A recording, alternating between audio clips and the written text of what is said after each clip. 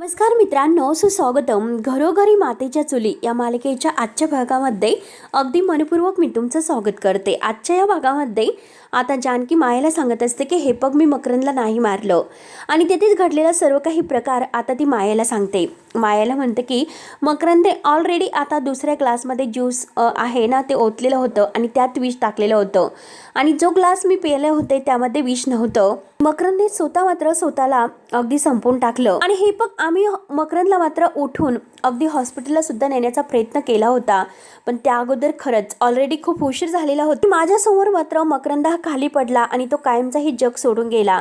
12 वर्ष मात्र काही सुरू होतं त्या सगळ्यांनी मात्र तो थकला होता, म्हणूनच त्याने स्वतःला संपवलं. तेव्हा आता माया म्हणते की तू खोटं बोलते, मी तुझं काही बरं वाईट करेल आणि तुला बर्बाद करेल, यासाठी तू हे सर्व खोटं रचलेलं आहे, सगळं रचलेलं आहे तू. त्यावरती जानकी म्हणते की नाही माया, माझ्यावर विश्वास ठेव, मी खोटं नाही बोलत. बघ, आज मी माझ्या नवऱ्याची, माझ्या ऋषिकेशची शपथ घेऊन सांगते, त्यातील एकही शब्द खरा आहे. आणि हे बघ, तू आमचं वाईट करण्याचं म्हणशील तर आम्ही कधी कुणाचं वाईट नाही केलेलं आणि आमचंही वाईट होणार नाही, हा सुद्धा माझा पूर्ण विश्वास आहे.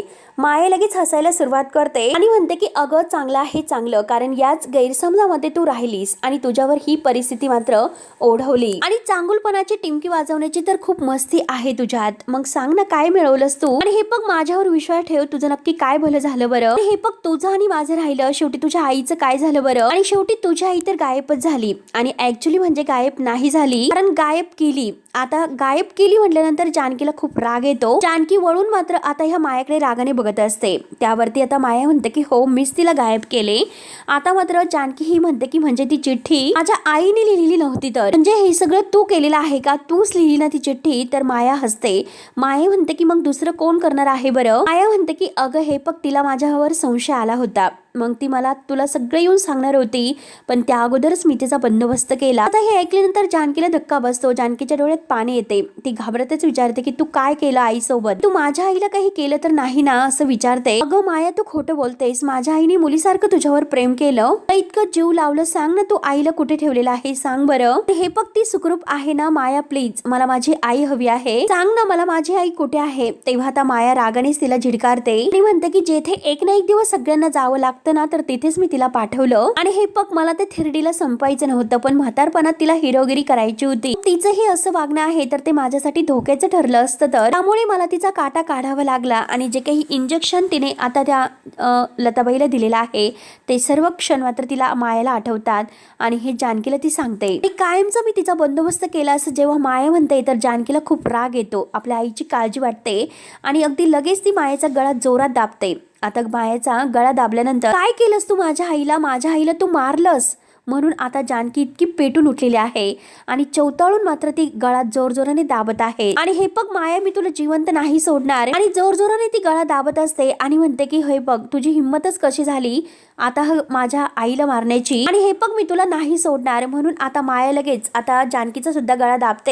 मात्र आता जानकीचा जो गळा दाबलेला आहे, आता मात्र जानकीला ती ढकलून देते आणि जानकी आता झाडावर जाऊन पडते आणि जानकीच्या डोक्याला आता जबर अशी जखम होते. जानकी लगेच बेशुद्ध होते. आता रक्त तिच्या जखमेतून येत आहे आणि तशीच ती खाली पडते. परंतु आता जानकी पुन्हा उठते आणि उठून त्या मायावर अगदी धावून जाते, तिचा अगदी नरडीचा घोट घ्यायला.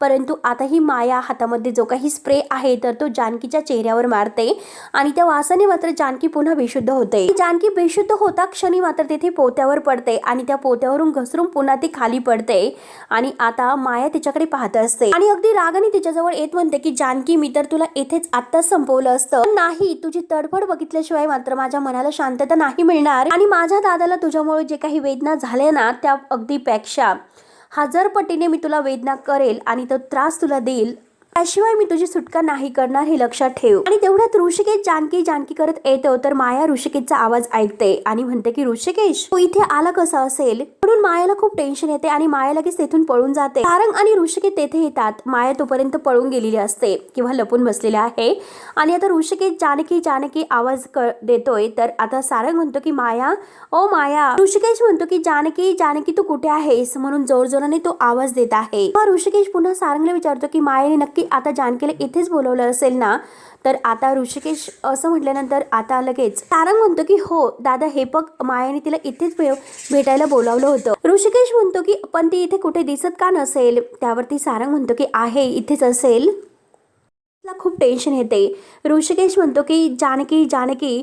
तर आता सारंग म्हणतो की हे बघ, अरे माया आणि जानकी बहिणी इथेच कुठेतरी असतील दादा, तू इतकं टेन्शन घेऊ नकोस. आता या ऋषिकेशला मात्र सारंगचा खूप राग येतो. तो रागाने म्हणतो की सारंग, तू काय बोलतोस, तुला कळतं का? अरे मायेने हे सर्व केलेलं आहे, हे सगळं तुला माहिती असताना सुद्धा तू जानकीला मायाला भेटायला का पाठवलं, ते पण एकटीला? आणि तुला तर माहिती आहे ती माया किती डेंजर आहे, त्या मकरनची बहीण आहे, लक्षात घे. त्यावरती सारंगचा अजून सुद्धा काही विश्वास मायावरचा ढळलेला नाही. आणि हे बघ दादा, अरे तुझा तो गैरसमज आहे, हे सगळं खोटं आहे. मायेने मला सांगितलेलं आहे हे सगळं खोटं आहे, तर त्या ऐश्वर्याने पसरवलेलं आहे, त्यामुळे तू माझं ऐक. तेव्हा आता लगेच ऋषिकेश मात्र सारंगवर भडकतो. म्हणतो की अरे सारंग शांत हो. अरे त्या ऐश्वर्याचं सोडून दे, परंतु त्या मायेने मात्र तुझ्या डोक्यामध्ये असं काय भरवलेलं आहे, त्या कोणावरच विश्वास नाही ठेवशी वाटत, तू फक्त त्या मायेचा विश्वास ठेवतो. मायेने काही केलं नाही, मायेने काही केलं नाही म्हणून आता सारंगवर रागावून तो जानकी जानकी करत पुढे येतो. आणि तेवढ्यात त्याला जानकी तिथे बेशुद्ध अवस्थेत दिसते. जानकीला असं खाली पडलेलं बेशुद्ध बघून आता दोघांनाही खूप मोठा धक्का बसतो. ऋषिकेश धावतच येतो आणि जानकीला अगदी उचलून घेतो. जानकी जानकी उठवण्याचा प्रयत्न करत आहे. सारंग सुद्धा वहिनी वहिनी करत असतो. आणि काय झालं असे सारंग जेव्हा म्हणतो तर ऋषिकेश म्हणतो की काय झालं म्हणजे काय विचारतोस, हे सगळं मायाने केलं असणार. आता सारंग तरी सुद्धा म्हणतो की मायाने हे सर्व केले नसेल. आता ऋषिकेशला खूप राग येतो. ऋषिकेश म्हणतो की बास सारंग. आणि जानकी काही आता उठत नसते. ऋषिकेश उठवण्याचा खूप प्रयत्न करतो की जानकी उठ उठ. आणि सारंगला म्हणतो की काय आता बघत बसलात, उचल आता जानकी वहिनींना. म्हणून ते दोघेही आता जानकीला उचलतात आणि घरी घेऊन येतात. त्यानंतर आता इकडे लेडीज कॉन्स्टेबल आहे, तर ती ऐश्वर्याला म्हणते की तुमच्यासाठी कुणाचा तरी फोन आलेला आहे, म्हणून ती तिला बाहेर घेते. बाहेर आल्यानंतर ऐश्वर्याला फोन देते. ऐश्वर्या मात्र फोन उचलते. तर ऐश्वर्या फोन उचलते तर हॅलो असं म्हणते. माया लगेच तिला म्हणते इतक्यातच विसरलीस का? आता ऐश्वर्या म्हणते की तू का? तर माया म्हणते की हो मीच. तू त्या जानकीसाठी सॅक्रिफाईस करते ना, तिच्यासाठी तू महान बनण्याचं व्रत काय करतेस काय? ऐश्वर्या रागाने विचारते की फोन कशाला केलास? आता माया म्हणते की तुला रियालिटीज चेक देण्यासाठी. आता ऐश्वर्या विचारते की कसली रियालिटीज? बघ तू जानकीच्या बाजूने उभी राहिलीस म्हणजे तुला जानकी वाचवेल असं तू समजू नकोस. अगं पण जानकीच काय, तुला तुझे वडील सुद्धा आणि जगातील कोणताही वकील नाही वाचू शकणार हे लक्षात घे. जानकीच्या बाजूने उभी राहून तू खूप मोठी चूक केलेली आहे. सगळं काही तुला आता लवकरच कळेल. आता ऐश्वर्या हे सगळं काही ऐकून हसते आणि ऐश्वर्या तिला न घाबरता म्हणते की अगं तू माझी काळजी करू नकोस, तू तुझं बघ फक्त. आणि लवकरच मी मात्र तुझी अशी अवस्था करणार आहेस की तू माझ्या समोर मरणाची भीक मागशील, फक्त मला इथून बाहेर पडून दे. आता माया लगेच हसते आणि म्हणते की बापरे ग, मी तर खूप घाबरले, मला तर एकदम अशी तुझी भीतीच वाटते ग. आणि काय ग, तू काय करणार आहेस? पण त्या अगोदर तुम्हाला हे सांग, तू मात्र तिथून बाहेर कशी येणार बरं? जानकी तुला सोडवणार आहे का? तेव्हा लगेच आता माया म्हणते की तुझ्या भ्रमाचा भोपळा आहे ना, तो लवकरच फुटणार आहे. तर कारण जानकी मात्र तुझ्या बाजूने कोर्टामध्ये बोलणारच नाही. तेव्हा आता जोरजोराने हसायला सुरुवात करते. आता ऐश्वर्या म्हणते की हे बघ तू किती हस, परंतु येणारी वेळ आहे ना, ते सगळं काही तीच ठरवेल. माया म्हणते की हो का? आणि मग तू सुद्धा लक्षात ठेव की ही वेळ पलटवण्याची ताकद सुद्धा माझ्यातच आहे. आणि आता फक्त तुझी वेळ नाही तर तुझं आयुष्य सुद्धा माया ही पलटून टाकणार आहे. तर त्यानंतर आता जानकीला घरी आणलेलं आहे आणि सगळेजण जानकी जानकी करत आता जानकीला उठवण्याचा प्रयत्न करत आहे. तेवढ्यात जानकीला शुद्ध येते. शुद्ध आल्यानंतर आता जानकी डोळे उघडते तर तिला तो उघडलेला प्रसंग आठवतो जेव्हा त्या मायेने तिला ढकलून दिलेला आहे. सगळ्यांना आता जानकीच्या जीवाची काळजी लागलेली आहे. सगळेजण तिच्याजवळ उभे आहेत. जानकी आता उठून बसते. जानकी आता विचारते की मी आपल्या घरात कशी? तेव्हा आता ऋषिकेश विचारतो की तू तर जानकी मायाला भेटायला गेली होतीस ना, ते पण आम्हाला कुणालाही न सांगता, बरोबर ना जानकी? तेव्हा आता हे ऐकल्यानंतर सौमित्रा आणि अवंतिका ह्या सगळ्यांना धक्का बसतो. तेव्हा आता जानकी सगळं काही सांगायला सुरुवात करते की मी ऐश्वर्याला भेटायला गेले होते आणि ऐश्वर्याला भेटून निघणार तोच लगेच सारंग भाऊजी तेथे आले आणि सारंग भाऊजींनी मला सांगितले की मायाला भेटायचं आहे म्हणून. तेव्हा आता सगळेजण सारंगकडे बघतात. सारंग लगेच खाली मान घालतो. आता मात्र जानकी पुढे म्हणते की हे सुद्धा बजावलं, मी मायाला भेटणार आहे हे कुणाला सांगू नका म्हणून. तेव्हा आता सौमित्राला खूप राग येतो. सौमित्र रागाने म्हणतो की ह्या सारंगच्या भोळेपणाचा फायदा घेऊन त्या मायेने मात्र वाटेल तसं आपल्या घरात चालू चालवलेला आहे आणि ह्या सारंगला मात्र हे कळून सुद्धा तो मान्य नाही करत. आता अवंतिका सुद्धा जीव तोडून म्हणते की हो ना तेच तर. आणि सारंग भाऊजी काय करतात तुम्ही हे सर्व? अगदी काही दिवसापूर्वी आपल्या घरी आलेली माया तुम्हाला खरी वाटते? तुम्ही तिच्यावर इतका विश्वास ठेवतात की तुमच्या घरातील कुणावरती विश्वास राहिलेला नाही का? असं वागतात. हे बघा या घरामध्ये जे काही घडत आहे ना त्या सगळ्या गोष्टीचे डॉट मात्र तुम्ही जोडून बघा. तुम्हालाच कळेल की तुम्ही पुन्हा एकदा एका चुकीच्या व्यक्तीवर विश्वास ठेवतात म्हणून. त्यावरती सारंग म्हणतो की वहिनी हे बघा माझ्यावर विश्वास ठेवावं तसं नाही. तेव्हा आता जानकी म्हणते की अहो सारंग भाऊजी अवंतिका बरोबर बोलत आहे. कारण ती माया विश्वास ठेवण्याच्या लायकीची नाही. ती आपल्याला सगळ्यांना फसवत आहे. आपल्या सगळ्यांच्या जीवावर उठलेली आहे आणि बघा माझी अवस्था काय केली. तरी सुद्धा अजूनपर्यंत तुमचा तिच्यावरच विश्वास आहे का? तरी सुद्धा सारंग आहे असं म्हणतो. आणि सारंग पुढे म्हणतो की वहिनी तुला घरातील सगळेजण सांगतात की ऐश्वर्यावर विश्वास ठेवू नको पण तरी सुद्धा तू ऐश्वर्यावरच विश्वास ठेवतेस ना. आणि त्या ऐश्वर्यानेच तुझ्या मनामध्ये हे सगळं भरवलं. आता जानकी म्हणते की हे बघा सारंग भाऊजी तसं काही नाही. खरं तर त्या मायेने माझ्यावर हल्ला करण्याचा प्रयत्न केलेला आहे. जेव्हा मी तिला विरोध करायला गेले तेव्हा मात्र तिने स्प्रेने माझ्या चेहऱ्यावर असं काहीतरी केलं की ज्यामुळे मी बेशुद्ध पडले. त्यानंतर मात्र काय झालं हे मला नाही आठवत आणि आता मी इथे आहे तर ती माया आता चवताळून उठलेली आहे कारण तिला तिच्या भावाचा बदला घ्यायचा आहे. आता हे सर्व ऐकल्यानंतर सगळ्यांना एक प्रकारचा खूप मोठा धक्का बसतोय आणि त्या बदलेच्या भावनेपोटी मात्र ती सगळ्यांची जीव घेत सुटलेली आहे. त्यावरती आता सौमित्र म्हणतो की हे बघ वहिनी ज्या अर्थी तिने तुझ्या तोंडावर स्प्रे मारला आणि तुला मारण्याचा प्रयत्न केला म्हणजे नक्की तिचा काहीतरी मोठा प्लॅन होता. तर आता अवंतिका म्हणते की हो खरंच एक्झॅक्टली आणि थँक गॉड की दादा तिथे ऐन वेळेस येऊन पोहोचले तर आणि म्हणून त्या मायाचा प्लॅन फ्लॉप झालेला आहे. तेव्हा आता जानकी म्हणते की हो नक्कीच तिचा प्लॅन काहीतरी वेगळा आहे कारण मला तिने तसं सांगितले आहे की एक एक करून मात्र ती सगळ्यांना मारणार आहे. तिने मात्र माझ्या आईचा जीव घेतलेला आहे. आता हे ऐकल्यानंतर सगळ्यांना आणखीनच धक्का बसतो. सगळ्यांच्या पायाखालची जमीन सरकते की लताबाईचा जीव मात्र तिने घेतलेला आहे हे जानकी जेव्हा सगळ्यांना सांगते तेव्हा हे ऐकल्यानंतर मात्र सगळ्यांना धक्का बसतो. ऋषिकेश म्हणतो की काय बोलतेस जानकी? जानकी म्हणते की हो ऋषिकेश मायेने माझ्या आईला मारलेला आहे आणि ती एक एक करून आता सगळ्यांचा बदला घेणार आहे. आता लताबाईला मारलं म्हटल्यानंतर सगळेजण अगदी पूर्ण शॉक होतात. जानकी आपल्या आईसाठी रडत असते आणि आता माया काय करणार आहे याबद्दल सगळं काही ती सांगते. ती माया आता चवताळून उठलेली आहे. जानकी पुढे म्हणते की कदाचित तिला माझ्या बाबतीत सुद्धा तेच करायचं होतं परंतु माझं दैव बलंतर म्हणून मी वाचले. आणि हे बघा ऋषिकेश काही करून आपल्याला मायाला थांबवावं लागणार आहे. जानकी आता खूप रडतच म्हणत असते. सारंगचे आता कुठे डोळे उघडतात आणि तो खाली मान घालत बघत असतो. त्यानंतर आता सुमित्रा शॉक होऊनच विचारते की पण आता हे सगळं कसं थांबवायचं आहे. तर त्यासाठी जानकी आपल्या डोळ्यातील पाणी पुसते आणि म्हणते की एक मार्ग आहे. त्यासाठी आपण सगळ्यांनी मिळून ऐश्वर्याला साथ द्यायला हवी कारण ऐश्वर्यालाच माहिती आहे की माया कशी आहे आणि तिची विचार करण्याची पद्धत कशी आहे आणि ती नक्की पुढचे विचार आणि पुढचे प्लॅन काय करू शकते हे सगळं ऐश्वर्याला माहिती आहे. त्यामुळे आता ऐश्वर्यालाच हाताला धरून आपल्याला मायाला अगदी ह्या पराजय करण्याचा प्रयत्न करावा लागेल आणि तिला थांबवावं लागेल. त्यानंतर तरी सुद्धा ऋषिकेशचा विश्वास नाही. ऋषिकेश म्हणतो की हे बघ जानकी तू समजून घे ऐश्वर्या आणि माया अजून सुद्धा एक असतील. त्यावरती जानकी म्हणते की नाही ऋषिकेश ऐश्वर्या बदललेली आहे आणि तिनेच मला वाचवलेलं आहे. तिने जर स्वतःवर आळ घेतला नसता तर आज मी इथे तुमच्या सगळ्यांच्या सोबत नसते. ऐश्वर्या बदललेली आहे तिला एक संधी द्यायला हवी. आणि हे बघा ऋषिकेश तिला काही झालं तरी लॉकअप मधून बाहेर काढावे लागेल. तरी सुद्धा आता ऋषिकेश काही विश्वास ठेवत नाही. जानकी जीव तोडून सांगण्याचा प्रयत्न करत आहे की ऐश्वर्याला बाहेर काढा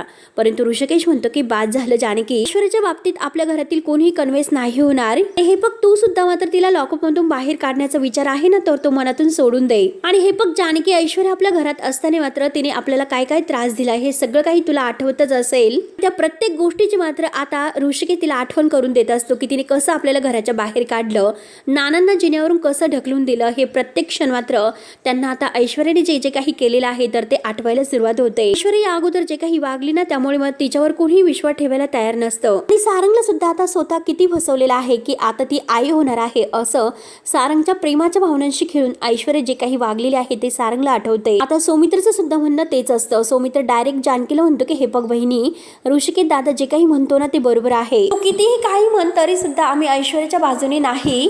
आता अवंती सुद्धा तेच म्हणते. अवंतिका म्हणते की हो सगळेजण तेच बोलत आहे की ऐश्वर्यावर विश्वास ठेवण्याच्या जोगं कोणी नाही आता जानकीला खूप वाईट वाटतं. जानकी आपल्या मनात म्हणते की अरे देवा, म्हणजे माझीच माणसं माझ्यावर विश्वास नाही ठेवत तर आता ऐश्वर्याला जेलमधून कसं सोडायचं असा प्रश्न मात्र जानकी समोर पडतो की असं काय करू याचा विचार ती करते. त्यानंतर आता इकडे सारंग सगळ्यांना चोरून बाहेर येतो आणि मायाला फोन लावण्याचा प्रयत्न करत आहे. माया काही फोन उचलत नाही. तर आता इकडे सारंग अगदी जीव तोडून म्हणतो की माया फोन उचला, माया फोन उचला. आणि मायाला तो शोधत असतो. माया कुठे गेल्या असतील, माया कुठेही दिसत नाहीत. माया आता फोन उचलत नाही म्हणून आता सारंगला खूप टेन्शन येते आणि तो मनात म्हणतो की म्हणजे जानकी वहिनी जे सांगत होती ते खरं असेल का, माया माझ्याशी खोटं का बोलले असतील आणि का खोटं वागले असतील. आणि तेवढ्यात मात्र आता सारंगला जो प्रश्न पडतो तर माया अगदी तोंड बांधून ओढणीने बांधून मात्र मागून येते आणि सारंगच्या खांद्यावर हात ठेवते. आणि आता सारंग मात्र खूप घाबरतो आणि विचारतो की तुम्ही कोण आहात. माया म्हणते की सारंग मी माया. तेव्हा आता सारंग म्हणतो की माया तुम्ही कुठे होतात. माया म्हणते की सारंग मी तुम्हाला सगळं काही सांगते, मी चला बरं इथून म्हणून सारंगला ती बाजूला घेऊन जाते. आता बरोबर सारंगला आपल्या जाळ्यामध्ये अडकवते. जानकी आपल्या रूममध्ये आता विचार करत आहे ऐश्वर्याला मात्र ह्या प्रकरणातून मी बाहेर कसं काढू. एकतर कोणीही मला मदत करायला तयार नाही. आणि तेवढ्यात मात्र कावेरी काकूंचा फोन जानकीला येतो. जानकी लगेच कावेरी काकूंचा फोन घेते. आता कावेरी काकू म्हणतात की अगं जानकी, माझी ऐश्वर्या अजूनपर्यंत पोलिसांच्या ताब्यात अडकलेली आहे. काही झालं तरी तिला सोडवावं लागेल.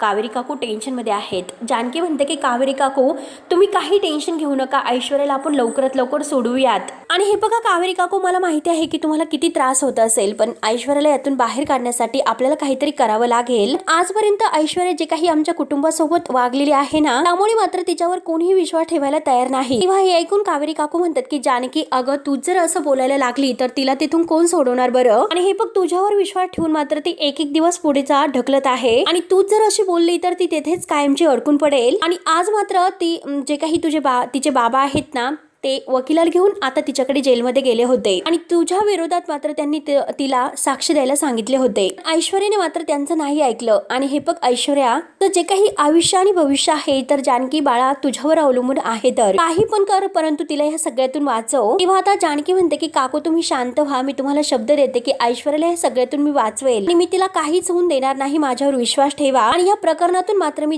ऐश्वर्याला नक्की बाहेर काढेल, हा जानकीचा तुम्हाला शब्द आहे. कावेरी काकूंचे डोळे सुद्धा भरून येतात आणि त्या फोन ठेवतात. त्यानंतर आता इकडे माया सारंगचा हात धरून एका बाजूला त्याला लांब घेऊन येते. सारंग रागाने माया माझा हात सोडा म्हणून आता मायेला थांबवितो आणि हात सोडायला सांगतो. माया तरी सुद्धा हात सोडायला तयार नसते. सारंग रागाने तिच्या हातातील हात बाजूला काढतो आणि सोडा म्हणतो ना असे रागाने ओरडत म्हणतो, हे बघा माया तुम्ही माझ्याशी खोटं बोललात. ऐश्वर्याने जसं मला फसवलं ना तसं तुम्ही मला फसवलं. जानकी वहिनीशी सुद्धा तुम्ही गद्दारी केली. तर माया म्हणते की सारंग हे बघा असं काही नाही, एकदा मी तुम्हाला काय सांगत आहे ते ऐकून घ्या. तेव्हा आता माया रडण्याचं नाटक करते आणि सारंगला परत आपल्या जाळ्यामध्ये अडकवण्याचा ती प्रयत्न करत आहे. सारंग रागाने म्हणतो की मला तुमचं काही ऐकायचं नाही. जानकी वहिनीच्या चेहऱ्यावर स्प्रे मारून तिला बेशुद्ध केलं, कारण जानकी वहिनी सोबत सुद्धा तुम्हाला तेच करायचं होतं की जे तुम्ही लता काकूंच्या सोबत केलं. बरोबर नाही, बोला ना माया, बरोबर आहे ना. आता माया खोटं बोलत असते की नाही सारंग असं काही नाही, लता काकूंना मी कुठे काय केलं, उलट मी त्यांना शोधत आहे. आणि हे बघा जानकी ताईंना मी का मारेल, कशासाठी मारेल, मी फक्त त्यांना ताई म्हणत नाही, त्यापासून मी त्यांना ताईच मानते. आता सारंग हात जोडतो आणि वैतागून म्हणतो की बास बास करा हे सगळं नाटक. असं खोटं खोटं बोलून माझ्या भोळेपणाचा फायदा घेऊन मला फसवू नका. ऐश्वर्यामुळे मात्र मी एकटा पुन्हा मूर्ख बनलेला आहोत, परंतु आता पुन्हा मला नाही बनायचं. तर खूपच जास्त विश्वास तुमच्यावर ठेवला होता माया, मी माझ्या घरच्यांच्या विरोधात जाऊन तुमच्यावर विश्वास ठेवला होता आणि तुम्ही खूप मोठा विश्वासघात केला. तेव्हा आता माया जोरात ओरडते की बास बास करा सारंग, तुम्ही हे सर्व काय बोलतात. आणि हे बघ तुम्ही काही बोला परंतु मी तुमचा विश्वासघात नाही केलेला ही लक्षात घ्या आणि असं बोलू नका. तर आता सारंग विचारतो की का बोलू नको. माया तर रडण्याचं नाटक करत म्हणते की हे बघा जेव्हा तुमच्या समोर चित्र येईल ना तेव्हा तुम्ही नक्की काय बोलतात याचं तुम्हाला गिल्ट वाटेल. त्यावरती सारंग म्हणतो की काय बोलतात माया तुम्ही. आता मात्र मायाने जे काही नाटक केलेलं आहे आपल्या अंगावर मात्र आता कलरचे डाग वगैरे लावून जानकीने आपल्याला खूप मारलेलं आहे असे ती दाखवते आणि खूप रडत असते. जी काही स्वतःची अवस्था करून घेतलेली आहे त्यात ती सारंगला फसवते आणि सारंग तिच्याकडे बघून पुन्हा आता अगदी तिच्या जाळ्यात पुन्हा अडकतो. त्यानंतर आता इकडे अवंतिका ही सौमित्राला म्हणते की हे बघ सौमित्र, अरे जानकी वहिनी एकदा काय म्हणतात ते तरी ऐकून घेणार आहे. तेव्हा सौमित्र म्हणतो की अगं जानकी वहिनी आपल्याला कायम तेच सांगत आहे की ऐश्वर्याला हेल्प करा म्हणून, मग का आपण सतत तेच ऐकून घ्यायचं. हे बघ वहिनीसाठी सोपं असेल परंतु माझ्यासाठी नाही. आणि तेवढ्यात तेथे जानकी येते. जानकी म्हणते की हे बघा सौमित्र भाऊजी, ऐश्वर्याने तिची पाठी कोरी केलेली आहे, सगळं विसरून ती नात्यांचा पुन्हा एकदा हात धरायला तयार झालेली आहे. आपण मात्र तो हात का झीड करायचा बरं. आणि हे बघा तुम्ही तिला माफ करा, माफ करणाऱ्याचं काळीज खूप मोठं असतं, जे काळीज तुमचं आहे आता हे सर्व ऐकून सौमित्र म्हणतो की जिने फक्त माझ्यावर घाव घातले त्याचा राग आणि संताप माझ्या मनामध्ये कायमचा आहे आणि मुळात म्हणजे कोणाला तरी माफ करण्यासाठी जुनं सगळं काही पुसून टाकावं लागतं तरच मात्र त्या माफीला पूर्ण अर्थ असतो। ऐश्वर्या आपल्यासोबत जे काही वागलेली आहे ना ते खरंच मी कधीही नाही पुसू शकत। तेव्हा लगेच आता जानकी विचारते की का तुम्ही हे सर्व पुसून टाकत नाही सौमित्र भाऊजी? कोर्टामध्ये सुद्धा तुम्हाला वेगवेगळ्या स्वभावाची माणसं भेटतच असतील तेव्हा तुम्ही तुमच्या क्लायंटला का सांगतात की आपापल्यातील वाद मिटून तुम्ही एकत्र या, हो की नाही? तुम्ही ऐश्वर्याच्या बाबतीत असा विचार का करत नाही सौमित्र भाऊजी? मला मान्य आहे की ऐश्वर्याने जो काही आपल्याला त्रास दिलेला आहे तर तिने जे काही केलं ते रागाच्या भरात केलेलं आहे। तेव्हा सौमित्र विचारात पडतो। त्यानंतर आता इकडे सारंग मात्र मायाचा हात धरतो आणि तिची ती अवस्था बघून म्हणतो की बापरे, अहो माया काय हे सगळं, तुम्हाला काय झालं नक्की? म्हणून सारंग आता रडत असतो। आता माया खोटं बोलते। माया म्हणते की मला ऐश्वर्याच्या माणसांनी मारलं, आणखी ताईंना त्रास देण्यासाठी त्यांनी माझ्यावर दबाव आणला होता। तेव्हा आता हे ऐकून सारंग म्हणतो की माया काय बोलतात? माया म्हणते की हो सारंग, त्यांनी मला धमकावलं सुद्धा। जर जानकीताईंच्या तोंडावर स्प्रे मारला नाही तर ते तुमचा जीव घेतील सारंग। म्हणून आता मोठमोठ्याने रडायला सुरुवात करते। सर्व तिचं हे नाटक सुरू आहे। सारंग पुन्हा एकदा विचारतो की माया तुम्ही हे सगळं खोटं तर नाही ना बोलत? माया तर रडत म्हणते की सारंग मी कशाला खोटं बोलेल, आता तरी तुम्ही माझ्यावर विश्वास ठेवा। सगळे काही घाव आहे तर ते तुमच्यासाठी मी झेललेले आहेत। जानकीताईंना अगदी ऐश्वर्याच्या माणसापर्यंत पोहोचून दिले नाही त्यासाठी त्यांनी मला इतकं मारलं। आणि हे बघा सारंग, मी तुमच्या शपथ घेऊन सांगते, तुमची शपथ घेते की खरंच मी मनाचं कोणतंही काही कारण देत नाही। सगळं काही अगदी खरं घडलेलं आहे। डोळ्यातील पाणी पुसते आणि एकीकडे हसत असते। आता पुन्हा रडण्याचं नाटक करून म्हणते की त्या ऐश्वर्यामुळे अडकून पडलेले आहे। इकडे आर आणि आड तिकडे विहीर अशी अवस्था माझी त्या ऐश्वर्याने केलेली आहे। एकीकडे जानकीताईंचा माझ्यावर विश्वास नाही म्हणून मी आपल्या घरी येऊ शकत नाही आणि दुसरीकडे मात्र ऐश्वर्याची माणसं माझ्या जीवावर उठली म्हणून जीव वाचवत अगदी मला कुठे कुठे लपवावं लागतं आणि खूपच रडण्याचं नाटक करते। सारंगचा मात्र आणखीनच जीव अगदी मायेमध्ये अडकतो। तो लगेच मायावर विश्वास ठेवतो आणि हे बघा सारंग, जर तुमचा माझ्यावर अजून सुद्धा विश्वास नसेल तर लगेच एक काम करा, म्हणून ती सारंगच्या हात धरते आणि जोराने सारंगच्या हाताने आपला गळा दाबते आणि खरंच तुम्ही मला संपून टाका। सारंग म्हणतो की अहो काय करतात तुम्ही, माया हे सोडा बरं, आणि जोरात ओरडून सोडा असं म्हणतो। माया पुन्हा म्हणते की मला पोलिसांच्या ताब्यात द्या सारंग, तुमच्या आठवणीत मात्र मी माझं पूर्ण आयुष्य तेथे घालवेल। सारंग खूप रडतो आणि माया प्लीज तुम्ही असं म्हणू नका, माझा तुमच्यावर पूर्ण विश्वास आहे असे आता म्हणायला सुरुवात करतो। लगेच माया सारंगच्या मिठीत येते आणि खूप रडत असते। आता सारंग म्हणतो की हे बघा माया, मी इथे बसा बरं, शांत व्हा।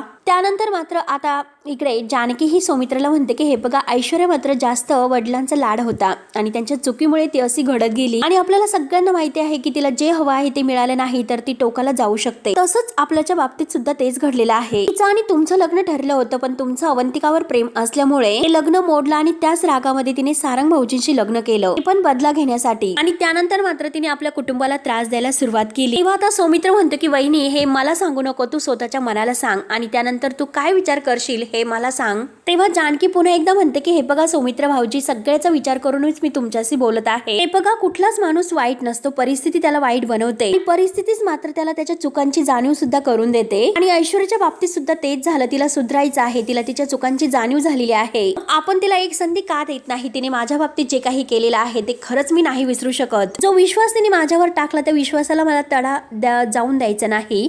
आणि हे बघा ऐश्वर्या कशी बरोबर आहे हे सुद्धा मला तुम्हाला समजायचं नाही। हे बघा सौमित्र भाऊजी, ऐश्वर्यासाठी नाही पण माझ्यासाठी ही केस लढताल का? सौमित्र म्हणतो की वहिनी तुम्हाला शब्दामध्ये अडकू नको, माझा डिसिजन अगदी पक्का आहे, मी काही करू शकत नाही ऐश्वर्यासाठी। तेव्हा जानकीला धक्का बसतो आणि हा भाग येथे संपतो। पुढील भागामध्ये ऋषिकेश बाजार समितीत येतो तेव्हा तेथील शेतकरी आता ऋषिकेशला म्हणतात की आज कोर्टामध्ये सयाजीरावांच्या मुलीची केस आहे आणि आम्ही तर असं ऐकलं जानकी वहिनी त्यांना मदत करतात सोडवण्यासाठी। तेव्हा मात्र आता इकडे म्हणजे ऋषिकेश म्हणतो की जानकी नाही जाऊ शकत कोर्टामध्ये।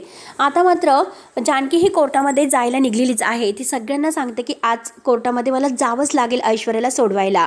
तेवढे तेथे सारंग येतो। सारंग म्हणतो की थांबवईनी, मी तुला आज कुठेही बाहेर नाही जाऊन देणार। सारंग लगेच आता दरवाजाला बाहेरून कुलूप लावून घेतो। जानकी ओरडते की सारंग भाऊजी प्लीज मला कोर्टात जाऊन द्या, आज कोर्टामध्ये जाणं खूप महत्वाचं आहे। तेव्हा सारंग म्हणतो की आज माझा जीव गेला तरी सुद्धा मी घरातलं कोणतंही दार नाही उघडणार। तेव्हा आता हवालदार म्हणतात की चला ऐश्वर्या रणदिवे, तुमची कोर्टात जाण्याची वेळ आलेली आहे। ऐश्वर्या विचारते की जानकी आली असेल बाहेर? तेव्हा हवालदार म्हणतात की नाही, तुमच्यासाठी येथे कोणीही आलेलं नाही, त्यामुळे तुम्ही येथील वातावरणाची सवय करूनच घ्या। तर जानकी मात्र इकडे कसं पोहोचायचं याचा विचार करत असते।